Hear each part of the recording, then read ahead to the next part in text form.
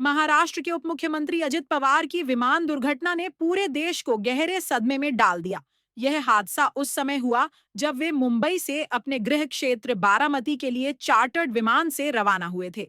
सुबह के समय यह उड़ान पूरी तरह सामान्य मानी जा रही थी और किसी भी तरह की तकनीकी या मौसम संबंधी चेतावनी पहले से दर्ज नहीं की गई थी।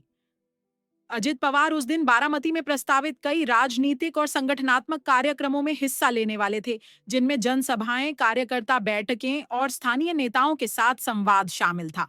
यही कारण था कि उनका यह दौरा राजनीतिक दृष्टि से बेहद महत्वपूर्ण माना जा रहा था।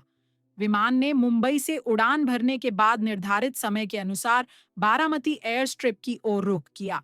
शुरुआती उड़ान के दौरान सब कुछ सामान्य रहा, लेकिन जैसे ही विमान लैंडिंग के करीब पहुंचा, परिस्थितियां बदलने लगीं। प्रत्यक्षदर्शियों के अनुसार विमान ने पहली बार उतरने की कोशिश की, लेकिन रनवे स्पष्ट रूप से दिखाई न देने के कारण पायलट ने लैंडिंग रोक दी और विमान को दोबारा ऊपर ले जाया गया। यह प्रक्रिया आमतौर पर सुरक्षा कारणों से की जाती है, लेकिन दूसरी बार लैंडिंग के दौरान स्थिति अचानक बेहद गंभीर हो गई। दूसरी कोशिश के दौरान विमान रनवे से कुछ ही दूरी पर नियंत्रण खो बैठा। कुछ सेकंड के भीतर ही विमान तेजी से नीचे की ओर झुका और पास के खुले क्षेत्र में जा गिरा। टक्कर इतनी जबरदस्त थी कि विमान के गिरते ही उसमें भीषण आग लग गई और कई जोरदार विस्फोट हुए। हादसे की आवाज कई के इलाके को दहला दिया। हादसे के समय विमान में कुल 5 लोग सवार थे। इनमें अजित पवार के अलावा उनके निजी सुरक्षा अधिकारी, एक करीबी सहयोगी और 2 क्रू मेंबर्स शामिल थे। दुर्घटना के बाद जब स्थानीय प्रशासन और बचाव दल मौके पर पहुंचे, तब तक विमान पूरी तरह जल चुका था। आग इतनी तेज थी कि किसी भी यात्री को बचाने की कोई संभावना नहीं रह गई थी। सभी सवारों की मौके पर ही मौत हो चुकी थी। शवों की हालत इतनी खराब थी कि पहचान की प्रक्रिया बेहद कठिन हो गई। स्थानीय पुलिस, दमकल विभाग और प्रशासनिक अधिकारी तुरंत घटनास्थल पर पहुंचे और पूरे इलाके को सील कर दिया गया। आग पर काबू पाने में काफी समय लगा, क्योंकि विमान के ईंधन के कारण लपटें लगातार भड़क रही थीं। आसपास के गांवों के लोग बड़ी संख्या में घटनास्थल पर जमा हो गए थे, लेकिन सुरक्षा कारणों से उन्हें दूर रखा गया। पूरे क्षेत्र में अफरा तफरी और शोक का माहौल फैल गया।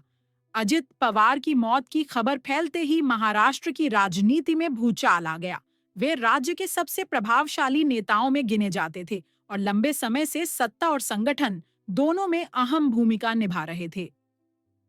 बारामती को उनका राजनीतिक गढ़ माना जाता रहा है, जहां से उन्होंने कई बार विधानसभा चुनाव जीते और अपनी मजबूत पकड़ बनाए रखी। उनके अचानक निधन ने न केवल उनके समर्थकों बल्कि राजनीतिक विरोधियों को भी स्तब्ध कर दिया। सरकार और प्रशासन की ओर से तुरंत उच्च स्तरीय जांच के आदेश दिए गए।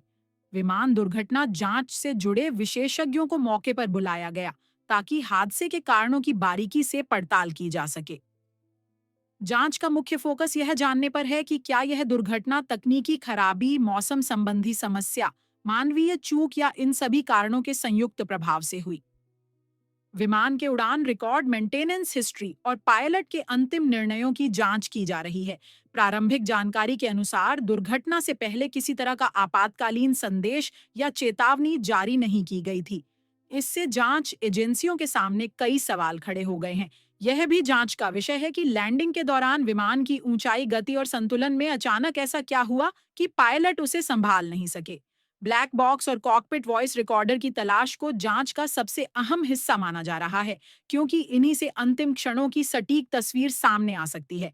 इस हादसे के बाद राज्य सरकार ने शोक की घोषणा की और सभी सरकारी कार्यक्रम स्थगित कर दिए गए। मुख्यमंत्री समेत कई वरिष्ठ नेताओं ने गहरा दुख व्यक्त किया और इसे महाराष्ट्र के लिए अपूरणीय क्षति बताया। अजित पवार के आवास और बारामती क्षेत्र में समर्थकों की भारी भीड़ उमड़ पड़ी। लोग आंखों में आंसू लिए अपने नेता को याद करते नजर आए। कई कार्यकर्ताओं के लिए यह विश्वास कर पाना मुश्किल था कि जिस नेता को वे कुछ घंटे पहले तक देखने वाले थे, वह अब इस दुनिया में नहीं रहा। अजित पवार का राजनीतिक जीवन उतार चढ़ाव से भरा रहा, लेकिन उनकी छवि एक तेज फैसले लेने वाले और मजबूत प्रशासक की रही। उन्होंने वित्त विभाग से लेकर उप मुख्यमंत्री पद तक कई अहम जिम्मेदारियां संभाली। उनकी कार्यशैली सख्त लेकिन परिणाम केंद्रित मानी जाती थी। समर्थक उन्हें जमीन से जुड़ा नेता मानते थे, जो क्षेत्र की समस्याओं को सीधे समझता था। ऐसे नेता का इस तरह अचानक चले जाना राज्य की राजनीति में एक बड़ा शून्य छोड़ गया है। दुर्घटना ने एक बार फिर देश में वीआईपी हवाई यात्रा की सुरक्षा व्यवस्था पर गंभीर सवाल खड़े कर दिए हैं। छोटे एयर स्ट्रिप, सीमित तकनीकी सुविधाएं और मौसम की अनिश्चितता, ये सभी कारक ऐसे हादसों को और खतरनाक बना देते हैं। विशेषज्ञों का मानना है कि इस मामले की निष्पक्ष और गहन जांच बेहद जरूरी है, ताकि भविष्य में ऐसी त्रासदी दोबारा न हो।